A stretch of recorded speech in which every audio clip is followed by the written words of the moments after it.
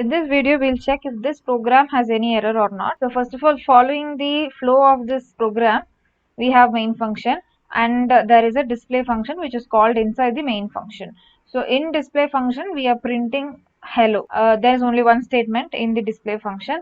So the display function is of type void, and we are calling it in the main function. Now we'll run this code. So it says display was not declared in this scope. That is, the main function is not able to identify whether a function called display is available in this program or not. That what actually means is that the compiler is not aware of the function called display. We have to let the compiler know. Only then we can call a function inside the main function. So to do that, so before calling the function, you can write the function anywhere, but the body of the function is called function definition.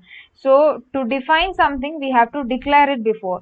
Only if we declare a function before the main function, then the compiler will identify the type, the parameters, number of parameters, and the name of the function, and you call that particular function inside the main function. It will identify it, and where if that function is below the main function or above the main function, that doesn't matter. In this case, if you declare a function, it doesn't matter where you define the function.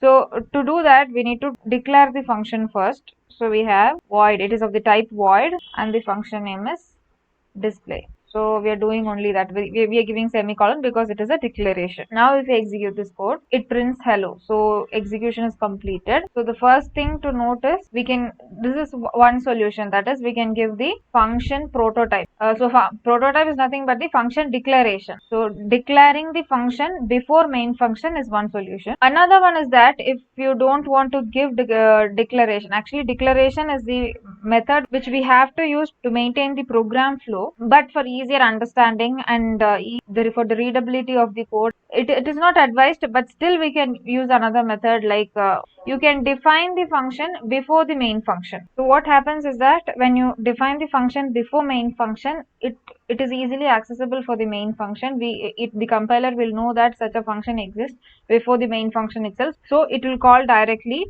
from the same file. So this method is actually useful when you use this function only in this particular code. If you're trying to import this code, or if you're trying to call this function out of the scope, then it would be a difficult thing. You won't be able to do that. In such conditions, the function declaration would help.